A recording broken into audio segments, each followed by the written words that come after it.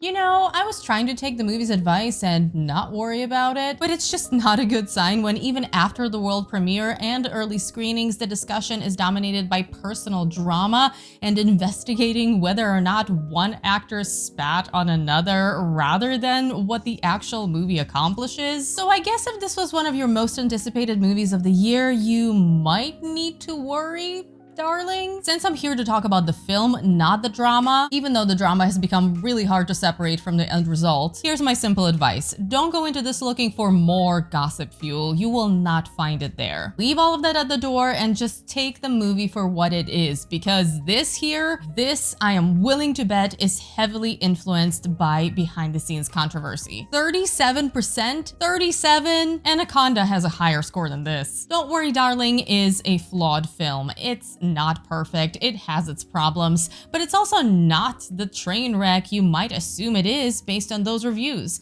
It's a film with an interesting concept, memorable visuals and score, and yes, a couple of great performances. Allow me to explain. The world this movie is set in is a mid-century modern utopia where everything is beautiful, everyone is happy, the husbands head to work while the wives head to a dance class, the neighbors are friendly, the parties are fun, the cocktails are delicious, and nobody asks too many questions. Things just seem perfect for everyone involved until they don't. This is a psychological thriller after all. At the center of all of this are Alice and Jack, played by Florence Pugh and Harry Styles, a young married couple who are very much in love. It's Alice who starts suspecting something isn't right, who begins noticing the cracks in her carefully structured reality, who, after seeing a disturbing incident involving one of the neighbors, starts asking the forbidden questions. At this point, the movie wants to play a guessing game with its audience. Is Alice delusional and paranoid, or is there actually something sinister going on? We get the eerie score, some unsettling visuals, the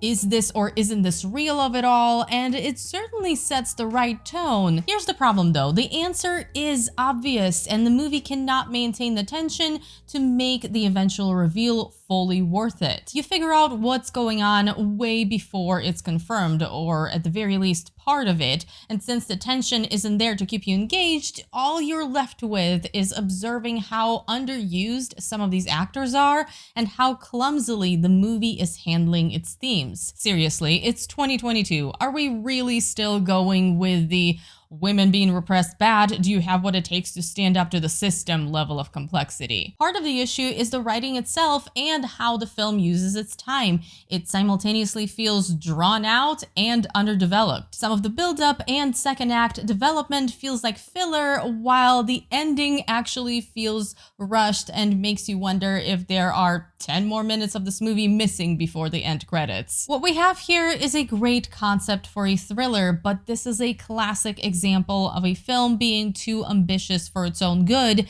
and there's a lot of wasted potential here.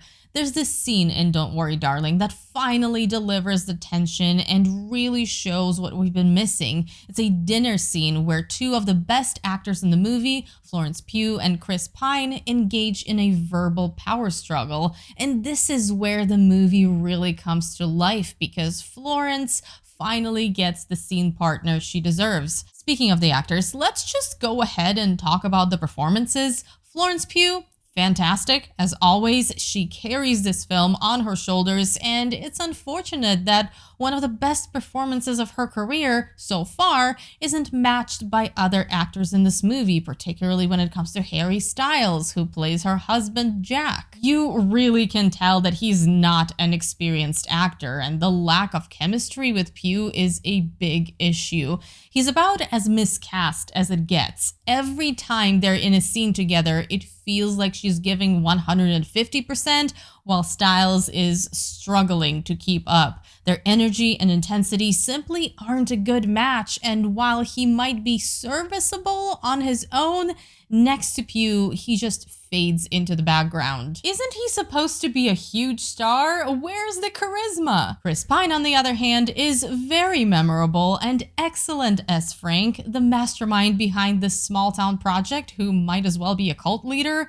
The problem is, he's severely underused, as is Gemma Chan, who plays his wife, Shelley. Both of them deserve bigger roles and better developed characters because once the movie ends, you are left with a lot of questions about those two in particular. I realize I'm starting to sound like I hated this movie. I didn't. I just find it really frustrating to watch a movie that could have been great, but instead settled for not bad. It mostly works as a psychological thriller. It has its moments. The visuals are memorable, the premise and concept are interesting, the score is great and actually gets pretty creepy, and the film does occasionally succeed in making you feel disturbed or uncomfortable, but it definitely needed more work, and it simply isn't as groundbreaking as Olivia Wilde thinks it is. It wants to take on societal commentary, but lacks the nuance and complexity in handling its themes, to the point of making you wonder if it had all that much to say to begin with. The ambition and the potential to tell a great story are there, but the execution makes a lot of this movie feel hollow. Had they at least nailed the ending, it would have made a big difference, but instead it feels rushed and leaves the audience with way too many questions. I am not talking about it being ambiguous because it really isn't. I'm talking about plot points being abandoned,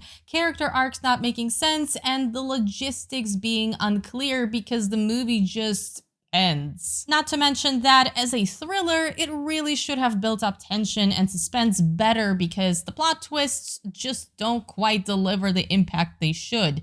They simply feel fine. So the big question at the end of all of this is, does Don't Worry Darling feel like a movie? Like a movie. For real, like, you know, go to the theater, film, movie. And I think it does. It's definitely a movie in the year 2022 with actors and plot. Jokes aside, Don't Worry Darling is nowhere near as bad as the reviews make it seem, but also it's just not worth all of that drama. They say there's no such thing as bad publicity, and this is true to an extent. Being part of the conversation is generally better than not being talked about at all. But in the case of Don't Worry Darling, the conversation has gotten so loud that seeing the movie feels like a letdown. It's not a disaster, and it's not a masterpiece, and the controversy ends up leaving a stronger impression than the film itself, which in turn makes you feel a little disappointed because you're walking out of that theater thinking,